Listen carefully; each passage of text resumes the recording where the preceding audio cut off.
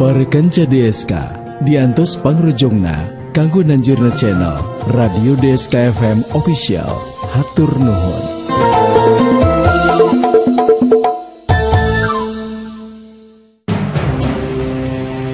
Si Rawi tanding bocah keling.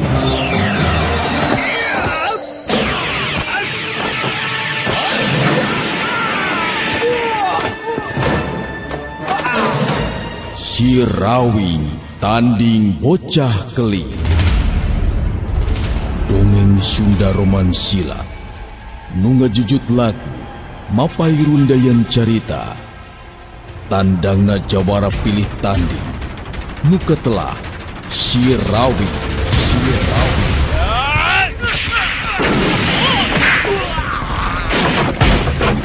Si Rawi tanding bocah keling. Lambaran lalakon kahirupan jawara kakoncara nu tandang makalangan taya karingan. Numpes kejahatan nanjurkeun bebeneran demi katengtreman katingtreman balarea.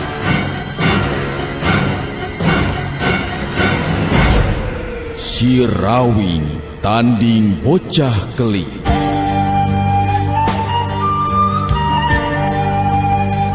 RMG Network midangkeun serial dongeng Sunda Si Rawi tanding bocah keling. Lamping pasir nolong kawin, taya jalan bisa disorang, gunungna ngajegir tepati luhur, manuk mapang caanga berang. Si Rawi tanding bocah keling.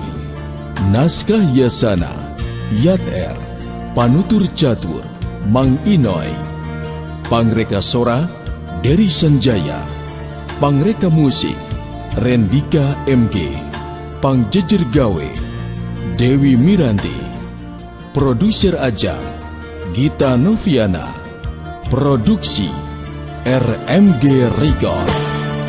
Langit mimiti kibar caangna, taya mega nahalangan. Gumulung rasa tabuna, rasa hari wangtas ilang. Dageringan jagono taya tandingan. Asikna kasar sama nanjur ngaran si Rawing harita. Para kanca sadaya nyanggakeun Si Rawi tanding bocah keling. Duta suara Karawang 103,2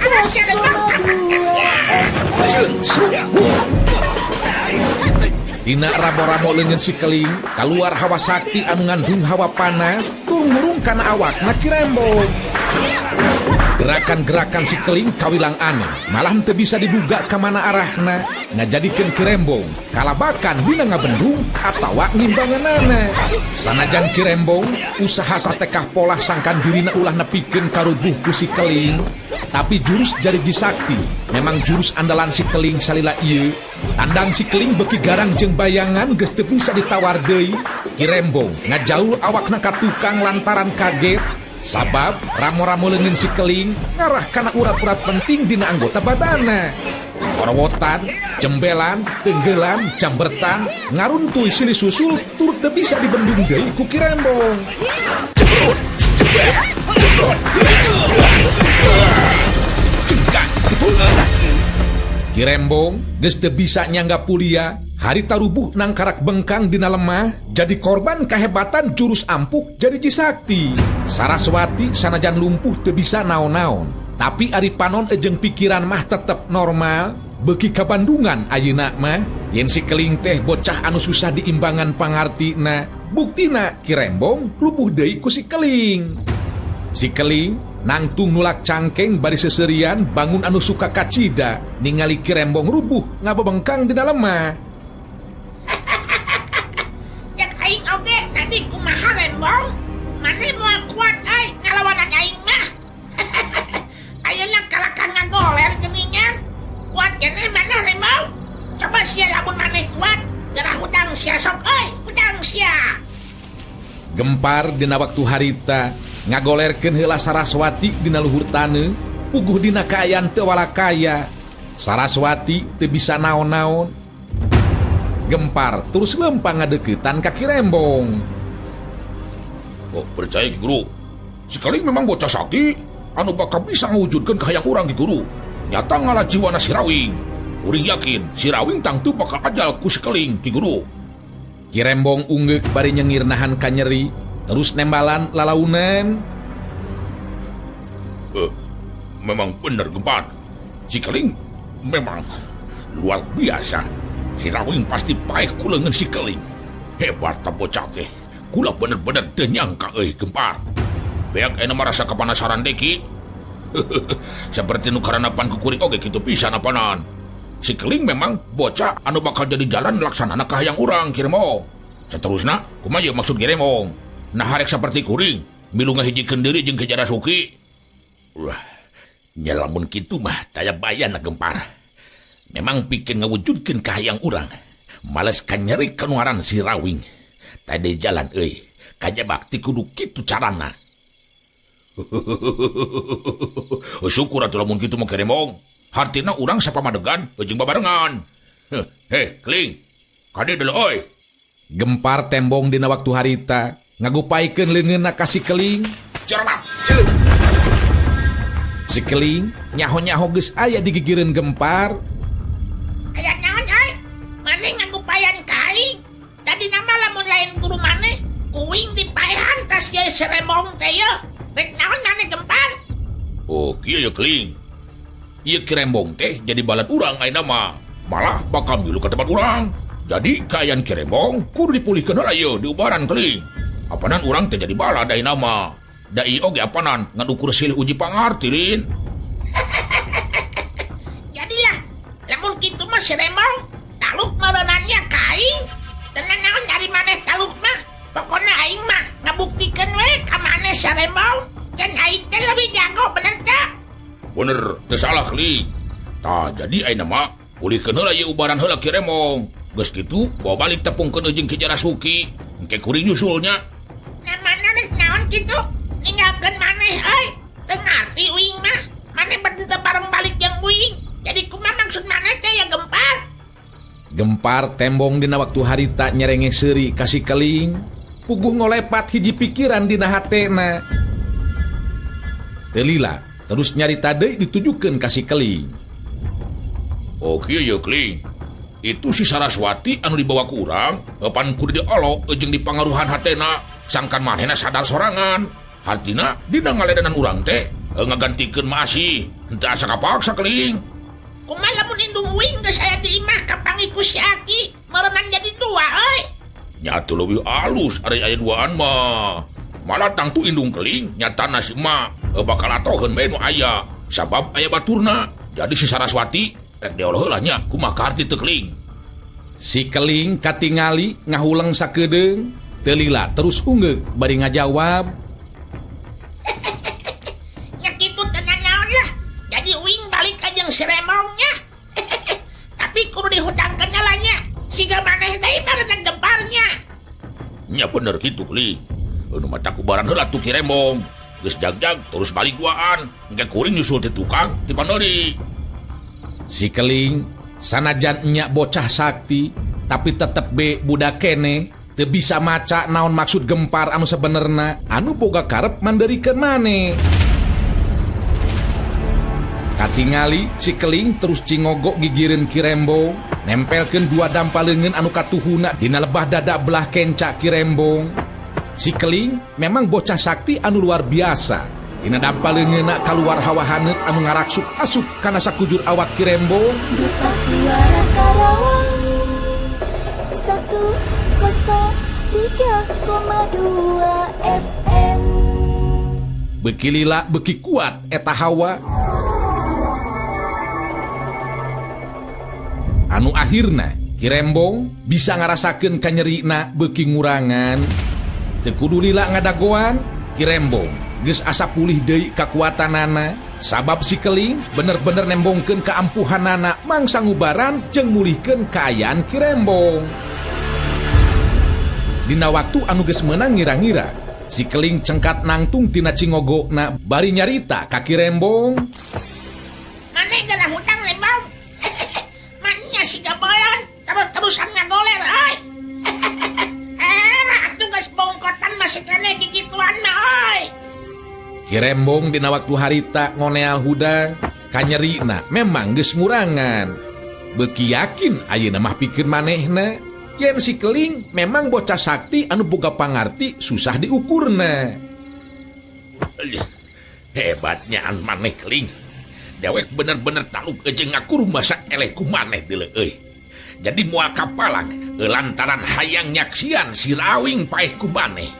Dumatak rek milu beh dewek teh jadi balan ilaing sakalian Keling. Jadilah ari kitu mah. Ayo tuturkan uing sianya. Da si Gemparna rek ngolohola si Saraswati cenah. Eta teh pamajikan si Rawing euy. Ayo urang balik teh lah Rembong. Milu jeung uing lid. Nya hayu atuh. Kembar, jadi dewek ayeuna ini teh heula euy beureunan jeung si Kelingnya. Gempar nyerenge seuri ungeuk bari nembalan. Dikitu we eta mah Ki Rembong. Engke urang bakal tepung di ditunya. Caritakeun bae terus terang ka Ki Jarasuki geunaan kajadian nu karanapan ku Ki Rembongnya. Atuh geus kitu mah Ki Rembong lempang nuturkeun si Keling anu geus lempang leuwih ti heula. Gempar seuri bari ngawaskeun anu lempang ninggalkeun eta patempatan. Laksana yeuh aing nyungsi dirina si Saraswati dina waktu ayeuna. Sabab eueuh deui kasempetan anu hade kajaba ti peuting ieu. Geus datang dibawa ka sejarah Suki mah beheung bisa noel-noel acan diri aing. Saraswati jelas dina peuting ieu jadi milik aing ye si Saraswati. Gempar nyerenge seuri sorangan pinuh ku reka pikiran anu ti tadi geus jadi implengan.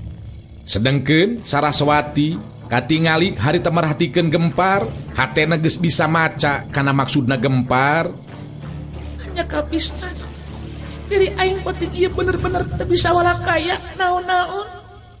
Tetela si bocah Keling bener-bener hebat ilmuna. Si Gempar jelas boga maksud anu goreng ka diri aing. Beda dengan sikap jeung rigigna. Kang Rawi, tulungan abdi ka. Biraku kudu serah diri dihina ku si Gempar. Tulungan Kang Rawi. Saraswati aya rasa salempang dina hatena. Puguh lamun dina kaayaan dirina gerak mah geus tangtu bakal baronta. Leuwih hade ngadu jiwa jeung Gempar. Tapi dina waktu ayeuna kaayaan dirina bener-bener nirupama anu lumpuh. Gempar lempang geus deukeut gigireun awak Saraswati anu ngagoler. Sarengeh Gempar seuri terus nyarita. Saraswati, bongan salaki maneh kenehnya anu jadi jalan paehna pamajikan akang. Wajar dina penting ieu lamun akang hayang ngalaksanakeun hasrat geusan nganteun kasuka ka deui Saraswati. Saraswati sanajan geus boga anak tuh teteh lah geuningan tetep masih keneh peungkeur awak tetuhnya. Gempar nyasaran awak Saraswati. Saraswati da puguh teu bisa ngaluarkeun sora pikeun nyarita. Iwal teutepan anu galak ka Gempar sarta hatena nyarita. Kang Rawi, manya abdi moal ditulungan kan.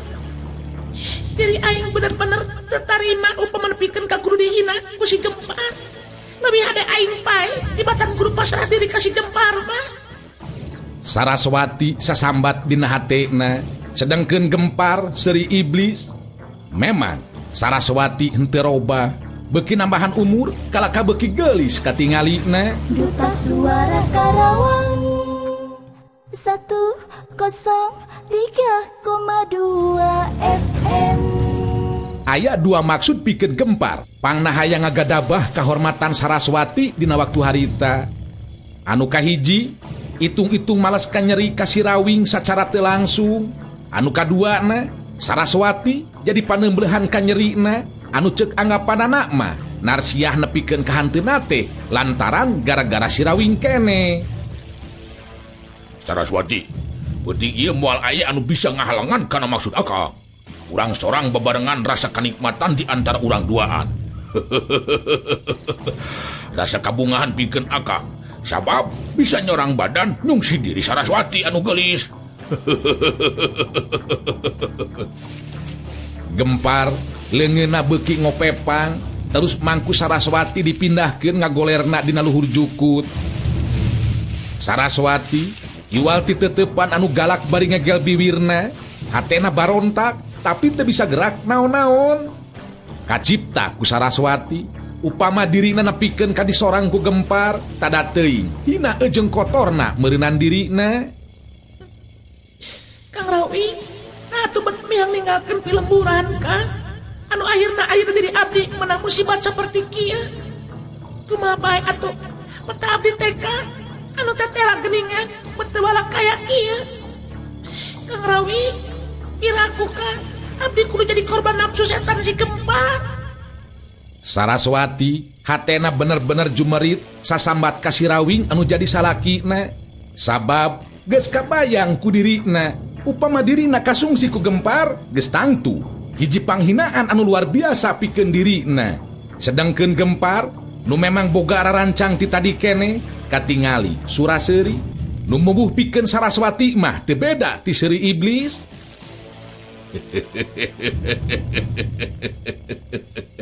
Geulis Nyai Saraswati, ulah ngarasa sedih sampai dapet ieu. Lain si Rawing anu bakal nganter kasuka ka Saraswatinya. Anu bakal nganter Saraswati ka awang-awang. Sabab akang oge sarua lalaki anu mibana kakuatan leuwih ti si Rawing nya. Dina hal nyunggumakeun awewe mah akang oge sarua leuwih boga leuwih ti si Rawing. Napas Gempar mimiti karasa ngahebos panas kana pipi Saraswati. Napas anu geus pabaur ejeng guruhna nafsu hiji lalaki nu mahabu ku nafsu birahi. Saraswati karep mah hayang barontak atawa ngajerit, tapi teu bisa. Da puguh kaayaan dirina memang aya dina pangaruh kakuatan elmuna si Keling anu geus ngarubuhkeun dirina. Saraswati meuremkeun panona, teu wasa upama dirina kudu nying hareupan atawa ningali kana kajadian anu bakal karandapan ku dirina. Kang Rawi, tulungan abdi Kang. Gusti nu agung, langkung sae geura cabut nyawa abdi, batang jadi korban tur dihina ku jalma saperti si Gempar. Abdi leuwih hade ajal pati. Ampun Gusti. Aya nu ngembeng base tina sela-sela juru bibir panon Saraswati.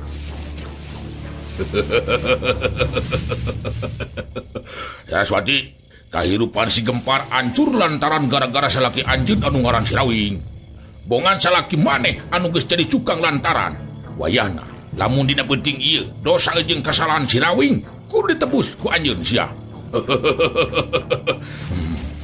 Ayeuna nyaan geulis keneh Saraswati teh geuningan. Saraswati ladangan akangnya. Gempar puguh bisa bebas sakarapna leungeunna saran sakujur awak Saraswati. Da puguh memang Saraswati teu bisa naon-naon. Tapi nya kitu manusia ngan ukur samet boga kahayang ejeng rarancang. Laksana jeung henteu nagumantung kanu maha kawasa anu ngarsakeunana. Batin Saraswati jumerit maratan langit ngoceak maratan mega. Sedangkeun Gempar anu karanjingan ku hawa nafsu iblis beuki motah nafsuna. Peletak. Aya batu leutik anu ngabeletak kena pisan kan lebah punuk Gempar. Sanajan nya ngan ukur batu leutik, Tapi Gempar nepikeun ka ngagurubug kaget. Awakna anu geus rek nindihan Saraswati jadi bolai. Gempar luak liuk muterkeun paneuteup ka sakuliah eta patempatan. Tapi aya tanda-tanda jalma disabudeureun eta patempatan. Ya dade, sanu coba-coba pikeun ganggu ka diri aing sia. Kurang ajar sia, ngaganggu kenikmatan wungkul sia. Sanu marerognya. Gempar ngomong sorangan. Tacan oge bisa nganyahwankeun aya saha-sahana. Siut peletak. Batu leutik teh ayeuna mah kena pisan kana tarangna. Gempar ngagoro kaget jeung nyeri. Sanajan anu dibaledogeun teh batu leutik, tapi Gempar ngarti jalma anu geus maledog teh mibanda kakuatan tenaga lapisan anu bener-bener geus lain tataran jago biasa. Gempar jungnang tu sadar kana kaayaan. Yen disabudeureun eta patempatan teh aya jalma anu boga maksud pikeun ngagagalkeun naon rupa maksud jeung tujuanana. Keluar sesedan, montong nyumput dinu poek sia, lamun nyaman lalaki. Teu kudu susulumputan saperti kitu sajuri. Keluar sia. Aing si Gempar henteu kudu make sieun sia kumaneh. Temongkeun sajiri maneh anu sabenerna. Gempar jadi kahudang nafsuna, susumbar bari waspada. Bisi kabongohan deui ku batu anu nyasarkan awakna. Suara Karawang 103,2 FM. Jempling teu kadenge naon-naon, iwal ti sora papaes peuting anu kadenge ku Gempar. Sanajan dibelel-belel oge bari musurkeun kaseuketan panca indrana, oleh tacan aya tanda-tanda yen disabudeureun eta patempatan teh aya jelema. Setan teh, sanu geus mulinkeun ka aingnya. Wani-wani sia ngaheureuyan ka aing jurig. Keluar setan sia, montong susulumputan sia deuleu keluar. Tepongkeun ciri mana sebenarna sia. Keluar sia. Kakara oge Gempar balem, karasa ti tukangeunana tak-takna aya anu nepak. Ti tadi ngajanteng di dia, ditukangeun ilaing Gempar ya. Manya oi teu katingali. Apa keneh meureunannya ka kuring, balikeun awak. Ciduk, bakekok. Gempar waktu ngabalikeun awakna ka tukang. Kaget anu leuwih ti misti, sabab dina sora ejeung tangtungan, jelas jirim anu ayeuna ngajanteng nangtung di tukangeunana teh taya lian kajaba ti si Rawing. Mundur tilu lengkah ka tukang Gempar, neuteup ka si Rawing, nu nyaho-nyaho geus aya di tukangeun manehna. Hiji tanda gerakan si Rawing di luar kamampuhan kaseuketan panca indrana. Rawing, setan sia. Wani-wani sia nemongkeun diri. Coba lamun tadi maneh datangna, geus tangtu sia ngalayang jiwa maneh ku si Keling Rawing. Gempar nenangkeun hatena, sanajan morongos galak dina nyaritana, tapi hate mah dibarung ejeung ngageter. Laneun Saraswati nya jikan akang wayahna ngagoyeh heula di dinya tah ngagoyeh. Untung akang henteu telat datang. Coba lamun Saraswati geus ditumpahkan maksudnya ditindihan ku si Gempar, beureunan nyeri hate akang. Gempar ngarasahan jeluk hatena, sabab datangna si Rawing dina mangsa dirina ngan sorangan aya di dinya. Cacak lamun tadi keur aya si Keling keneh mah geus tangtu meureunan si Rawing bakal sakaligus bisa dipateni jiwana. Tapi Gempar masih keneh boga angkeuhan baheula kudu ngaku kana keunggulan si Rawing, sababaraha kali patelak ngadu kakuatan dirina teu oleh kasoran. Tapi ayeuna manehna geus nambahan pangarti jauh lamun dibandingkeun jeung waktu ti heula. Ku ayana kitu boga harapan pikeun ngabela diri. Lamun memang mampu bakal ngalah jiwa si Rawing. Kitu cek pikiran Gempar dina waktu harita. Rawing, syukur ayeuna maneh datang sorangan sia. Dewek teu kudu hese-hese pikeun neneangan. Geus lila sabenerna dewek ngadaguan kaen saperti ayeuna sia. Baheula aing rumah saeleh wawasen, tapi ayeuna ulah disarwakeun jeung baheula si Rawing. Si Rawing cikep jeung caritaanana henteu roba. Tetap tenang di barung ejeung heureuy mangsa nying hareupan kajadian naon bae oge.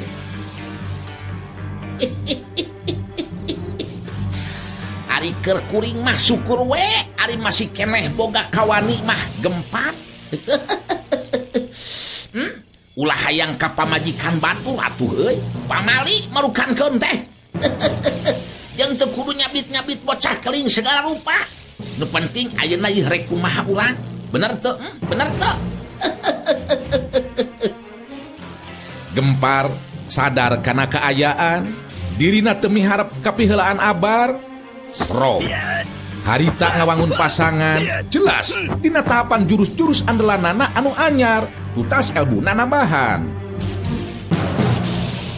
Saraswati nu merhatikeun ngabandungan kana eta kajadian, hatena bener-bener ngemplong, karep mah hayang ngoneal hudang, milu mere pangwarah ka Gempar, lalaki anu meh bae ngahina ka dirina.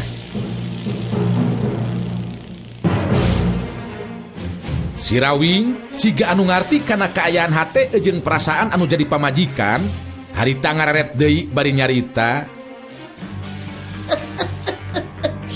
Tenang heula Saraswati, tenang heula nya. Tenangkeun we heula di dinya nya. Heuh wayahna nya tiri sakedeung mah engke ku akang dikekepan ngarahaneut. Dikekepan ku si Gempar teh atuh bau batot. Geus aya satauna tara mandi si Gempar teh. Bener teh Gempar? Gempar mun cereng, sapasang leungeunna ngageleter, tanda tanaga lapisan anu geus puseur sapinuhna. Dirina geus moal satengah-satengah dina nying hareupan si Rawing. Dirina kudu mampu geusan ngalajiwana si Rawing. Kitu tekadna Gempar dina waktu harita. Montong lo babacot si Rawing. Penting ieu dewek atawa si laing sia anu bakal ngalayang jiwa di patempatan sia. Gara tatan-tatan sia maneh Rawing. Paling-paling oge ilaing deui yeuh anu ngagoyei Gempar. Moal bisa menang euy. Sabab ilaing aya dina jalan anu salah. Moal kuat Gempar, moal. Montong sombong sia setan.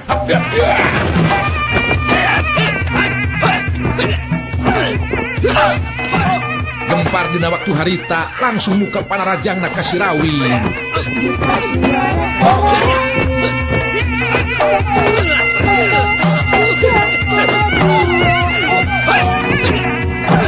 Tapi tangtu be si Rawing ayeuna jauh pisan lamun dibandingkeun jeung waktu ti heula. Dina gerakan anu kacida nyalsena bangun anu lelewode, harita si Rawing ngageserkeun suku kencana ka tukang rada ngigir bari nepak leungeun Gempar ku leungeun ka tukuna. Gempar ngagero bari nyolontot awakna ka handap, ganca ngagentakeun awakna bari malik deui ka lebas si Rawing, pancukeun deui tangtunganana. Gempar bener-bener beuki nambahan rasa kakagetna. Sabab si Rawing bieu ngan ukur nepak leungeunna, tapi nepikeun ka nyolontot ka handap meh rubuh nyusut nang kuban lamun teu buru-buru ngajaga kasaimbangan badanna mah. Nu jadi kaget pikeun Gempar, panarajangna tadi jelas ngagunakeun kakuatan tanaga lapisan sapinuhna. Tapi si Rawing ngan ukur nepak leungeunna geus mampu ngungkulan tanaga lapisan anu digunakeun ku dirina. Jatah si Rawing betkala beki kebat geuningan kakuatan jeung elmuna. Leungeun aing ngan ukur ditepak, tapi nyeri parat kana tulang. Dan piraku aing kudu ngalaman jadi pacundang deui bae mah. Mending keneh sadar ayeuna mah Gempar. Geus loba teuing dosa ilaing teh euy. Inget keneh meureunannya kana dosa jeung kasalahan Andika. Nu matak mending keneh tobat ayeuna mah nya Gempar, mending keneh tobat. Montong ngomong ngacok ka mana karep si Rawing. Aing acan rumah saeleh sia deuleu ku si laing. Urang tangtukeun si laing antawa dewek anu bakal ngajapanna pugang di pertempatan sia. Gempar beuki nafsu jeung panasaran hatena, terus ngawangun deui pasangan, jelas mangrupa jurus anu leuwih ampuh batan tadi. Awas si Rawing.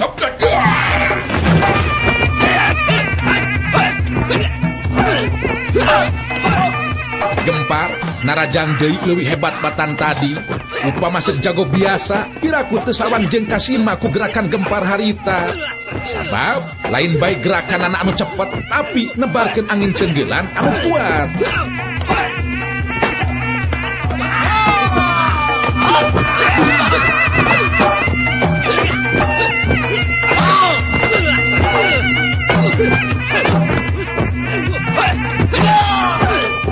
Sirawi ngan ukur nyerenge seri leutik. Manehna oge ngarti memang ajen tahapan Gempar beda upama dibandingkan ejeng waktu katukang. Tapi pikeun ngarubuhkeun Sirawi tangtu be dirina tacan mahi ku pangarti.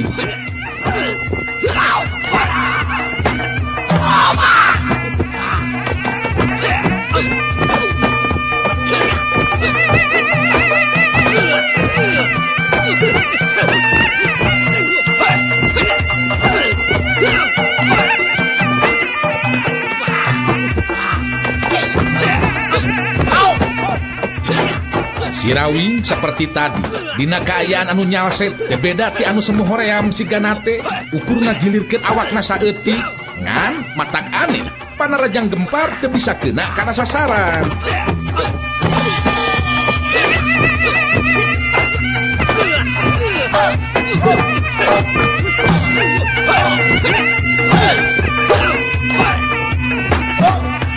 Gempar terus ngarangsek ku panarajang susulan. Sapasang leungeunna lir upama robah jadi sababaraha hiji suku oge bisa ngarah kana bagian kalemahan tina anggota badan lawan. Ngan jelas sanajan Gemparna keur tanaga ejeng kakuatanana sarta ngarangsek ku jurus-jurus ampuh andelanana, Sirawi henteu ngarasa teter sigana teh.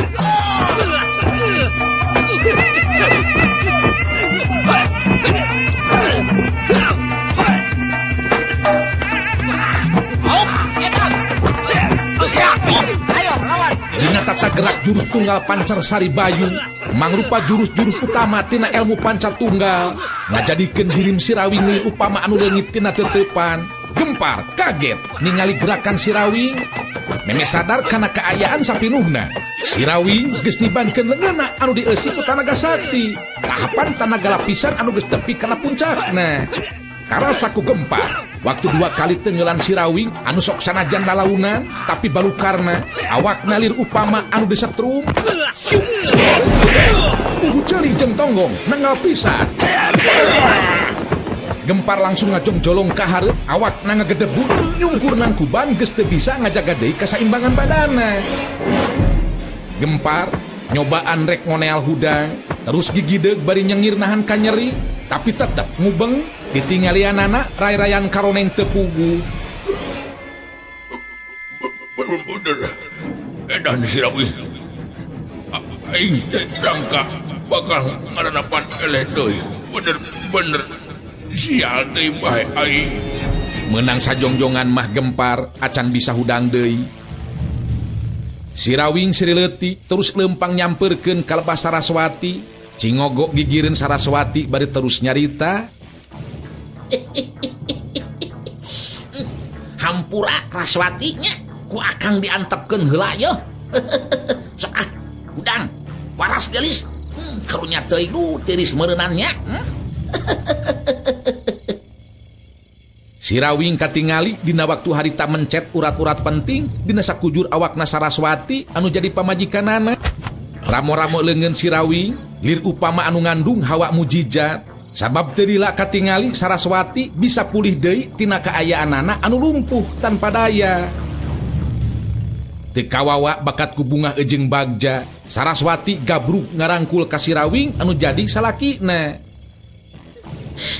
Nuhun Kang Rawing, kupitulung anu mah aku bet dikeresakeun Kang Rawing aya ka dieu geuningan. Lamun Kang Rawing teu buru-buru ka dieu nu kateuing kumaha nasib abdi Kang. Nuhun Kang Rawing. Sanajan Saraswati kawilang jago wanita, tapi teu burung ceuri reuas kareureuhnakeun ku kajadian anu tadi meh bae tumiba ka dirina. Tenang. Tenang Raswati. Bahaya geus liwat. Atuh tadi dicabakanna heuh jamak we. Kumaha? Henteu rariget ayeuna mah? Henteu. Henteu Kang. Abdi ayeuna tos hararampang deui. Si bocah keling bener-bener ngebahayakeun Kang Rawi. Jelas manehna neneangan Kang Rawi. Tuh si Gempar hudang deui Kang. Ulah dibere ampun Kang Rawi. Saraswati ngareret ka Gempar terus nuduhkeun ku raretna ka Sirawi. Sirawi ningali ka lebah Gempar memang geus mampu hudang deui tapi lain rek maju pikeun neruskeun hanca tarung. Kalaka terus undur-unduran ka tukang bari nyarita ngandung ancaman ka Sirawi. Rawing, ingatkeun sia ku maneh. Maneh ayeuna memang unggul, tapi sia dagoan. Mangke si Keling anu bakal ngadu jiwa jeung maneh sia dulu. Maneh bakal paeh ku si Keling sia. Daguan sia waktuna. Cileuk. Tonton. Juara, cileuk. Wanyo. Bari jeung sosolonto dan totolonjongan, Gempar luncat ngajorelat ninggalkeun eta patempatan. Saraswati kurang panuju hatena, sabab si Rawing anu jadi salakina bet ngantep anu kabur nyatana Gempar. Kunaon kalaka diantepkeun geuningan si Gempar teh Kang Rawing? Geus nyaho manehna tarik ngahina basa ka abdi. Jelema saperti si Gempar ulah dibere ampun Kang Rawing. Hanjaka, kunaon kalaka diantepkeun atuh Kang Rawing? Keun bae hayangeun keneh hirup kemana kabur oge. Nu penting ayeuna urang geus salamet. Geus salamet bener tuh. Nah make kudu mikiran si Gempar. Tapi tindakanana tadi benar-benar kurang ajar. Memba diri abdi dihina basa ku manehna. Jalma saperti si Gempar. Geus kudu ditindak nepikeun gaajal Kang Rawing. Nyakeun bae atuh engke oge geus batu namanya pae sorangan Saraswati. Kumaha ieu teh ye kajadianna Naraswati? Didenge-denge ku akang teh nyabit-nyabit deui ngeunaan si bocah Keling geuningan. Maksud Saraswati teh bocah Keling datang ke lembur urang atawa kumaha? Duta Suara Karawang 103,2 FM. RMG Network Rengse midangkeun serial dongeng Sunda Si Rawing Tanding Bocah Keling. Lampir pasir nulung kawin, kaya jalan bisa disorang. Gunungna ngajegir tepat luhur, manuk mapang caanga berang. Dina tekad mata lengan, tumpes segala durjana. Horeng jawara sajati, katentreman harita ngadadak aya. Si Rawing Tanding Bocah Keling. Naskah Yasana Yat R. Panutur Catur Mang Inoy. Pangreka Sora Dery Sanjaya. Pangreka Musik Rendika MG. Pangjejer Gawe Dewi Miranti. Produser Ajang Gita Noviana. Produksi RMG Record. Langit mimiti kibar kaangna, taya mega nahalana. Gumulung rasa kabunga, rasa hari wantas ilang. Dageningan jagono daya tandingan. Asihna sama nanjur ngaran si Rawing harita. Para kanca sadaya Wilujeng Kantun.